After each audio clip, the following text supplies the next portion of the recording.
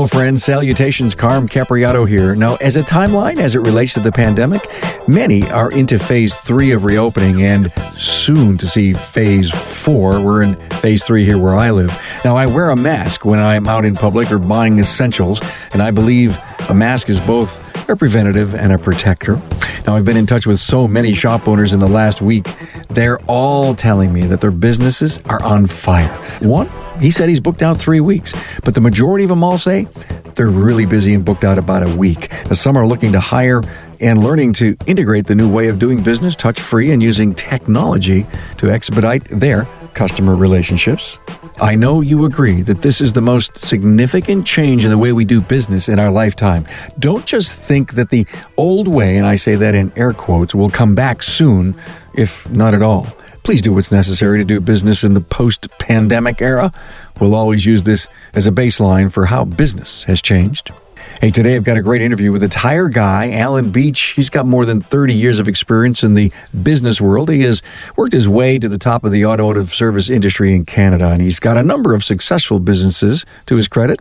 As I said, this episode has a focus on tires, so if you don't do tires, and you may need to put that on the top of your list of services, and for all the right reasons, don't let your customer go anywhere else. They need to consider your shop as their one and only, a lifetime customer. No Quick Lube or Tire Shop's phone number should be on their smartphone. Only yours.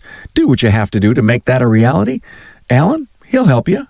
You know, I've always looked forward to Apex, but this year, more so than ever. And here's why.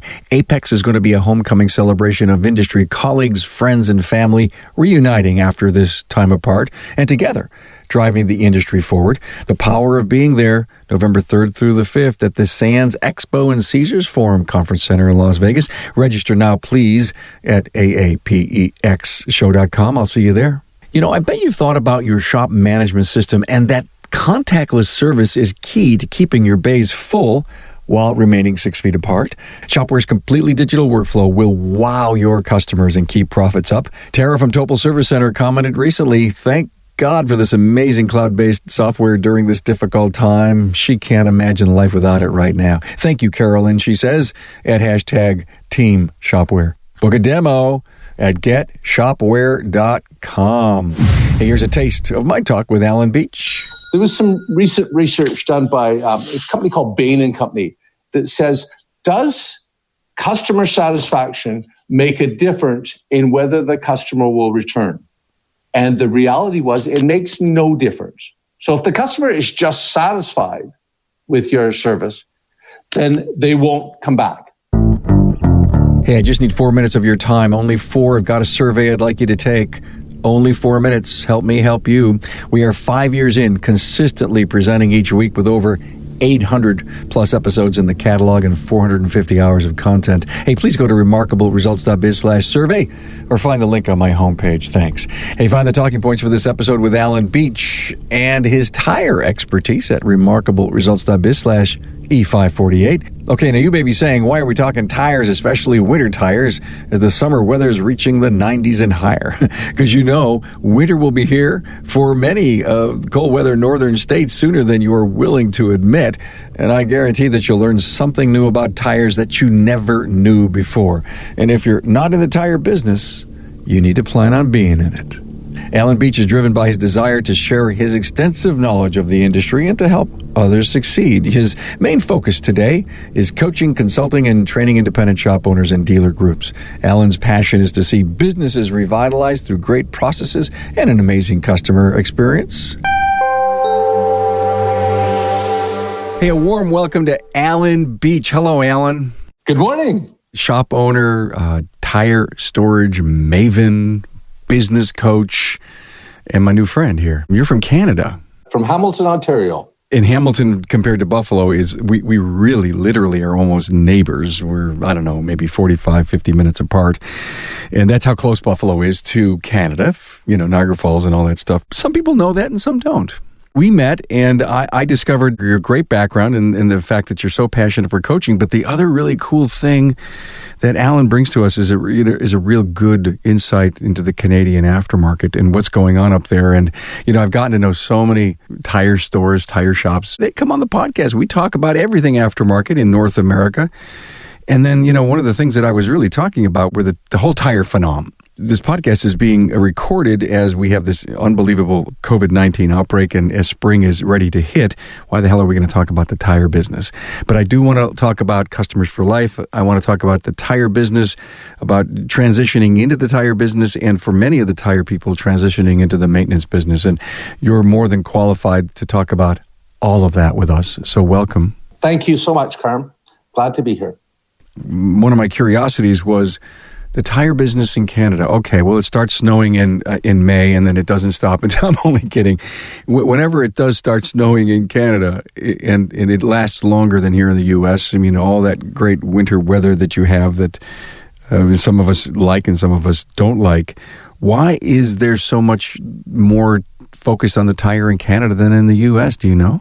I would contend, Carm, that you would get more snow in Buffalo than we get in Hamilton, Ontario. Yet, in Canada, 75% of Canadians run winter tires. Notice how I didn't call them a snow tire. I call them a winter tire, because a winter tire is a rubber compound that has rubber that remains flexible below 39 degrees Fahrenheit. Yes, that's the key. I had learned that many, many years ago. The flexibility of that rubber really helps grip the road. Say a sleek of rain on the road and it's 39 degrees, a winter tire will do a substantially better job in braking, 25 to 30% better. That's the key right there, the ability to stop. That's everything in this discussion. And, you oftentimes hear people say, I have a front-wheel drive car and I just want to put 2 winter tires on it. Because what they're saying is they're only concerned about getting going. The opposite should be true. It should be all about stopping. When I'm at 100K and somebody stopped in front of me because of a collision, do I want to be able to stop? And we get all these sidelights that get brought into it. For example, I have a 4-wheel drive. I don't need winter tires. Well, a 4-wheel drive doesn't help you stop. Safety is so much higher. We do have one province in Canada, Quebec, that has legislation around winter tires. But I would absolutely contend we do not want legislation, because what happens in those jurisdictions where we have legislation to demand they run winter tires, the winter tire install and uninstall becomes totally unmanageable for the average shop owner. And all they do is focus on taking the winter tires on and off. And you don't make money during that time, because the key to our business is inspection. Thank you for that. And you know what? I did not know that. I had always thought that the laws in Canada said you had to have winter tires, and now you've dispelled that rumor, all except for Quebec. Did I say that right, or is it Quebec? That's how a Quebecois would call it, would say Quebec. Quebec. Yeah. Well, I know a few people from there. That's why I said it. We've done a couple of shows on moving into the tire business for so many of our shop owners that aren't, and everyone's got their opinion in why they do what they do. Is there an overlying business acumen that says, listen, if you do tires and mechanical, they won't go anywhere else? Totally. Carl Sewell wrote a book in 1984, 1985 called A Customer for Life. Carl owned a number of dealerships in Southern California and in Arizona before it became popular to aggregate dealers. Today, all the dealers aggregate and they're huge groups. But he had about 5 dealerships. He had a Cadillac and he had a Hyundai, a number of different GM store in the South. And he asked the question, he was a student of the industry, and he asked the question, how much is a customer worth over the course of their lifetime in automotive purchases, automotive service, automotive accessories, all the things that go with it? And he came up with a number of $332,000. Was what the average customer was worth in 1985. We can all speculate what that would be worth today, but at least double, okay? If a customer is worth that much, and we know that if we let the customer go somewhere else to purchase our services or our products, they probably aren't coming back. So wouldn't you be very territorial? If a customer has to get a recall job done, wouldn't you take the vehicle? We've always talked about that. The same thing with tires. During those years, my background is I started in the tire business. I started working for Goodyear. I ran Goodyear stores. I did all kinds of jobs for Goodyear. And during those early years, the dealerships would send their customers to the tire store to get warranty done. And I always used to laugh because that was an opportunity for me to steal their customer. Mm-hmm. And why would they ever send the customer down to get warranty work done? In the last few years, the light has gone on with dealerships and they don't do that anymore. They take care of the warranty. But there's an opportunity to own that customer. So the same is true if you let the customer go somewhere else for purchasing their tires. Purchasing and any other work. And I do, everybody argues about the margin and the inventory. What do you hear in Canada that tire shops are getting into more mechanical work and vice versa? Is the argument not getting in the tire business that there's just not the right dollars or the margin there? When I started out in the tire business, we would stock 1,500 tires a year. That is totally unmanageable. That's $100,000. And that is totally unmanageable. However, with the new delivery systems, with all the distributors, they usually give you multiple deliveries per day. Even tire stores are stopping this whole thing of stocking. And because you end up with dead inventory and you can't afford to do that. So therefore, very few shops are stocking anymore. And you can get your tires within usually 2 to 3 hours in most places. And many shops are saying, listen, I'm in the tire business, but I don't display them because, I don't want the smell and I don't really want to look like that's all I do is tires. Is that a trend where the mechanical shops are not displaying tires, but they make sure that tires are part of the inspection, that they're quoting and discussing them and the alignment? They're talking about being the total package. Totally. And this is so important. I recommend that you have probably 2 tires out to be able to discuss. I recommend that you have a tire buying program set up. So many people offer programs where you can buy.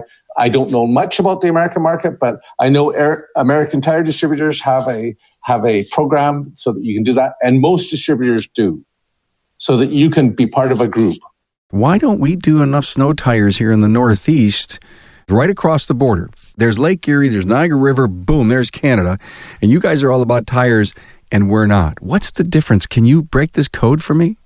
I was recently, and I'm not going to name the manufacturer, but I was recently in Cleveland. And there's quite a few manufacturers just south of there in Akron. Mm-hmm.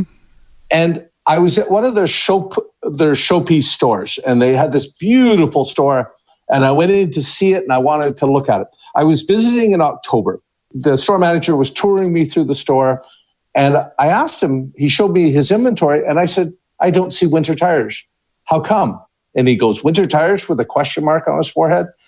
And I said, yeah, in Canada, 75% of us run winter tires, and it's just across Lake Erie. And the southern part of Lake Erie gets more snow than the northern part. And I said, why is that? And he says, well, I don't know. What's a winter tire all about? And I questioned, how could it be that different? Especially in Canada, 75% of the population run winter tires. So imagine, shop owners, imagine that all your customers would come in guaranteed twice a year. What would that do for your business? Because you get a chance to inspect the vehicles. And then in Canada, we have a business. I started probably the largest of the companies around storing the customers' winter tires. Imagine if it's like putting a set of handcuffs on, and I would never say that to a customer, but it's putting a set of handcuffs on the customer, and the customer has to come back. The reason that we don't do winter here, did you come up with a real answer? I have talked to a number of people about it, and I finally got a large tire distributor to give me an off-the-record answer. The reason he gave me is the production facilities in North America and in the Asian market do not have the capacity to be able to service the winter tire market in the United States. Okay, are they available to us in the U.S.? Most definitely they are. And the key to a winter tire is a small symbol on the side of the tire, and it's a 3-peak mountain.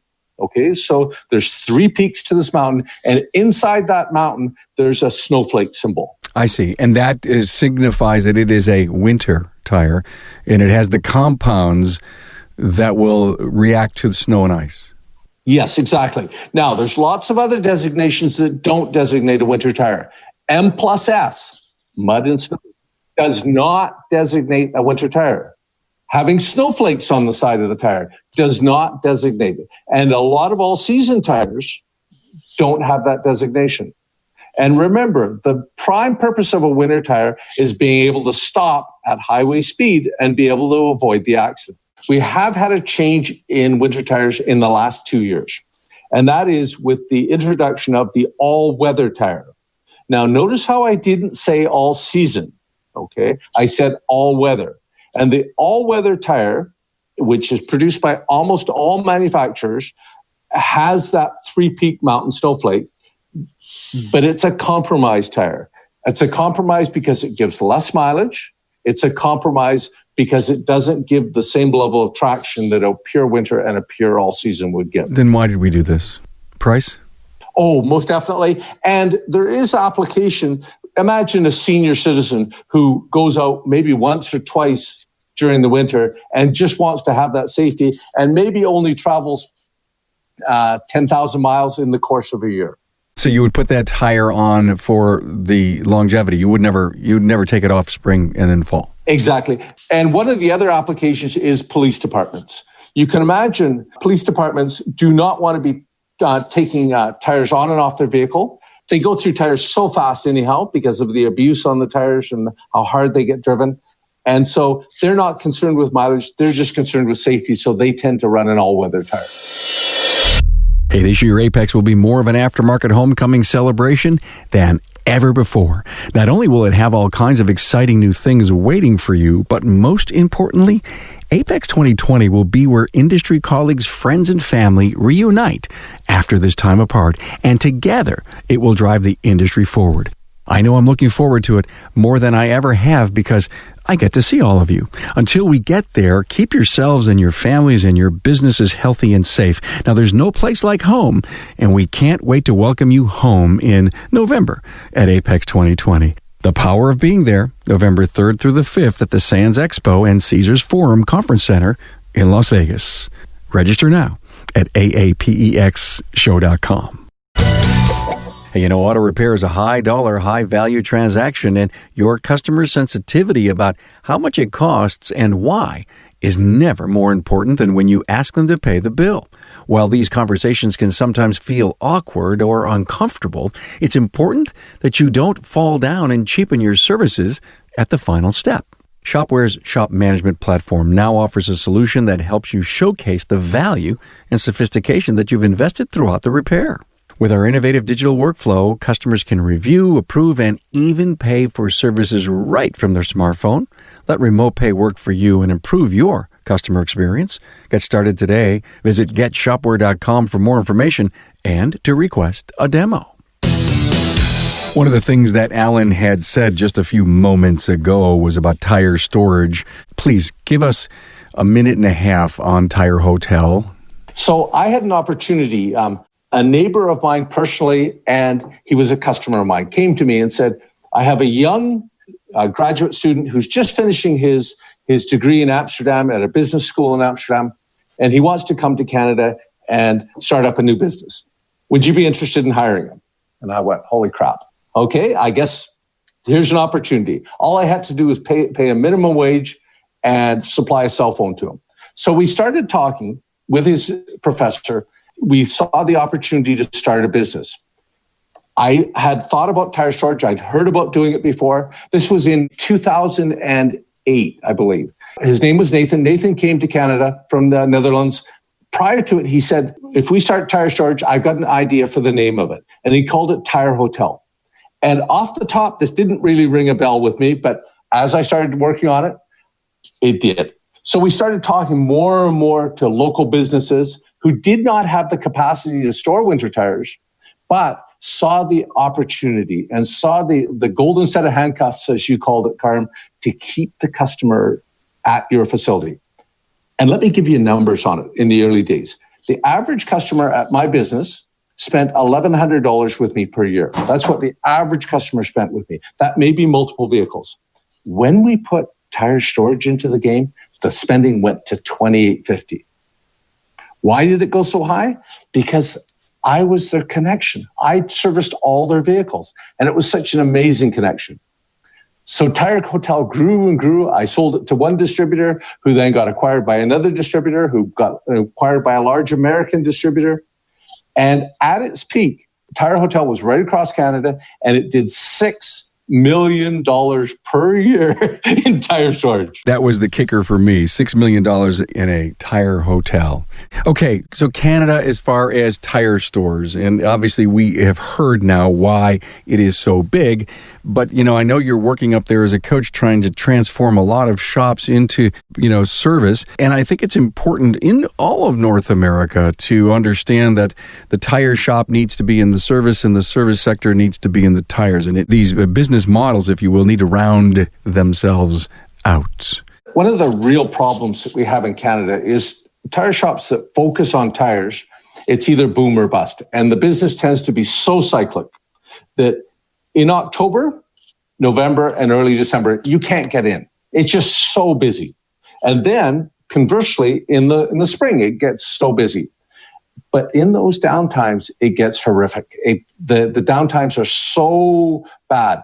And so what I'm saying, and I'm working with a number of major tire store chains in helping them to take their business from a tire-focused business into a maintenance-focused business, because that's the first step. It's hard to step into a high-tech mechanical repair shop right away, especially when you haven't been there. But the intermediate step is maintenance. I'm teaching them about what it means to be more than a 1 hour per repair order shop and starting to add the maintenance services back in. So you're really sitting down with them and saying, hey, look, we've got to reinvent your business model. We've got to take you up a notch or two as a business person. And I know you have 3 pillars: people, processes, and product. I mean, I think it's just, the foundation of to run any great business. Tell me about how you work on the people side with the shops. I kind of stole people, processes, and products from Marcus Lemonis. He's such an amazing guy on CNBC. And let's just talk about Marcus for a moment. Did you ever watch his show, and did you ever scream at the TV and say, don't buy this, don't buy this? Well, the amazing thing about Marcus is he's such a people person, and he cares so much about people that he's willing to step out, even though the business looks bad from our perspective. It's almost like he's making more of an emotional decision certain times, and that logic pains him when he knows he wants to keep the business going, but he has owners that just don't get it.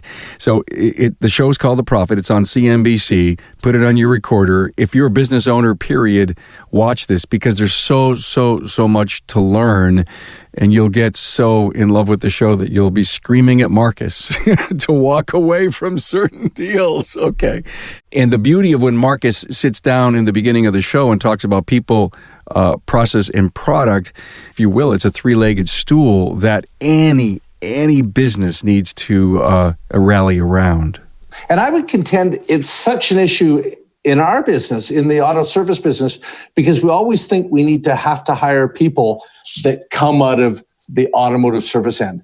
But I contend that the person's emotional intelligence is much, much more important. And so people coming out of hospitality is oftentimes the best people. And then let's train them. Let's train them in the auto service business. So this is what I've been doing. I've just come out of 3 months of training a large tire store chain in starting to have that basic automotive understanding. And we start from the perspective, help your customers get ahead, because it's much cheaper for them to keep a vehicle rather than replace a vehicle. So that customer is coming in and investing in tires into your store. Now, let's have a basic discussion around, do you want to keep your vehicle? Well, if you do, when was the last time you changed your transmission fluid? When was the last time you changed your coolant? And by doing that, and we talk about helping, we say helping Canadians get ahead, but it's helping people get ahead by servicing their vehicle and being honest with them about what their vehicle needs. So companies are hiring you to come in and help transform their businesses. And take them from a tire-centric business into a automotive service-centric business. One of the things we do is we do a really fun exercise, which one of my coaches in my life, Dave Shadeen, gave to me. And he got us to do the exercise in listing all the repairs that we do day in, day out. And then he says, what is the maintenance you could do to prevent that problem from happening. And let's list the cost of that out. So then you turn around and say, for every dollar spent, how much does it save in repairs? And the number when we do it in the room is usually around $15. So from every dollar spent in maintenance, it saves $15 in repairs. Well, that's a hell of an exercise. It's such a fun exercise. And what we do is we get the student to do it themselves so that we don't have, it's not Alan Beech's numbers, because that's not important. It's their own numbers. And then once they've done that exercise, post it in their store. Once the service advisor believes that and truly understands that it's cheaper to fix a car than replace a car, then everything starts to change in the business. When you own something, it's yours. If you've done the math and you figured out it's 1 to 15, then every time you have a chance to speak to a customer, it flows out of you as scripture almost. Exactly. Do your service advisors, I'm speaking to the owners right now, do your service advisors and yourself, the owner, do you do maintenance on your own vehicle? Or are you buying new vehicles all the time? Because a lot of your customers cannot afford to buy new vehicles. So therefore, lead by example. Help your staff to do the maintenance on their own vehicle. Shoemaker with the holes in their shoes. That's the story, guys, and we're sticking to it. So you probably bump into an awful lot of shops that have very weak processes. Oh, do we ever? And I think it comes down to one thing, and that is, are you inspecting vehicles? And if you're not inspecting vehicles, what are you doing? Because it used to be that we could rely on the repair business. That's repair business is going away. To me, it seems like if you've got a good DVI system and you've adapted to, the workflow and you've designed it really well, that should teach you how everything else in the business matters. Sign in, check out, and how we bring on a new employee. I mean, everything's a process. But I think even the best shops out there, and when we take that top 5% of shops, they can always do the inspection better. That always is the point for improvement. And shop owners out there that have this great process and you got your DVI, go back and look at your numbers. Look at how many customers came through the door and not how many inspections were done, but how many inspections were sent to the customer. Was everything quoted? Because if you don't quote it, that means you don't really care about selling it. My rant just a moment ago about processes is that it's just not DVI that runs a great business. It's every other process that runs the building. And maybe the word is procedures in there. But I think process is the right word. Yeah, okay, good. I get it. I understand it. Now product. Interesting. Well, wait a minute. What do I sell? What's my product? Do you have a chemical program that has a protection plan with it? And I'm not going to say any names, but there's a number of chemical companies out there that will guarantee the component that they're doing. If you do a transmission service on a vehicle and change and put their product in, they'll put a 50,000 mile, or probably, let me make it in American, probably about a 40,000 mile guarantee on that transmission. If you do the coolant service, it'll guarantee those, the brake fluid. This is all about transitioning a tire store into a maintenance center. Exactly. Beautiful. I love that. Okay. Let me bring why this warranty is so important. And I know that people in this business have integrity. They get oftentimes slammed for not having integrity, but that is not my experience. I see the highest integrity in this business. So if you have integrity, and Carm, let's say I do a transmission service on your vehicle, and it's going to guarantee your transmission for as long as you own your vehicle, as long as you do that service regularly. It's my responsibility, through my integrity, to make sure that I tell you when that service is due again, so that we can keep that warranty alive. I totally agree. It could be one very big area that we have, not with the top shops, about communicating, reaching out, connecting with our customer to keep them in the loop, in that relationship loop with you. Too much is going on in our world not to have kind of, if you will, a drip reminder coming at us. Always. I think it's people, process, and products. So we've talked about the people, we've talked about the products, and now it comes back to the process. And I'm talking to people who understand this, but maybe you don't. So in a tire store, They get so focused on doing just what the customer came in for. The customer comes in for a flat repair, that's all I'm going to do. Get them out as fast as possible. If you get them out in 5 minutes, then the customer is going to be satisfied. There was some recent research done by it's a company called Bain & Company that says, does customer satisfaction make a difference in whether the customer will return? And the reality was it makes no difference. So if the customer is just satisfied with your service, then they won't come back. They may not come back. But a customer, if they have an emotional attachment to you, that they have an experience dealing with you, and there's been a discussion that's taken place about maybe bringing the cost of their vehicle down. Maybe they don't have to replace their vehicle. If that discussion happens and they get an emotional connection to you, they will 100% be back. I can't help but think with what's going on, in our world here. Alan and I are recording this during the 2.5, maybe 3 weeks in, and we're getting ready to talk in our industry all about how to do the right thing for our customer. Well, that is an emotional connection because to me, getting the vehicle in a better shape than it was and or relationship better shape than it ever was is an emotional connection. We are doing everything we possibly can to be sure that your vehicle is safe and reliable. Oh, not only from a transportation, it's sound, but also from the whole virus, bacterial cleanliness thing. And some of the stats that we're going to actually cover on the show here, it's staggering what kind of bacteria live in our vehicles. One of my mentors who's been on your show a number of times, Bob Greenwood, he said to me 25 years ago, the key to running a better shop is slow it down. Alan, slow the process down. And I never forgot him saying that to me. And when he said that to me, if we slow it down, have time for your customer, talk to them. You don't have to go so fast. Take time with your technician with the vehicle. Take time to look around and have a business which is about caring for people. I loved where this went. Alan Beech, my new friend, my new coach from Canada, and all that you're doing to help the tire guys up there become, better at what they do as far as vehicle maintenance. Thanks for being on the show. Wonderful. Thank you, Carmen. Thanks for being on board to listen and learn from the premier automotive aftermarket podcast. Until next time.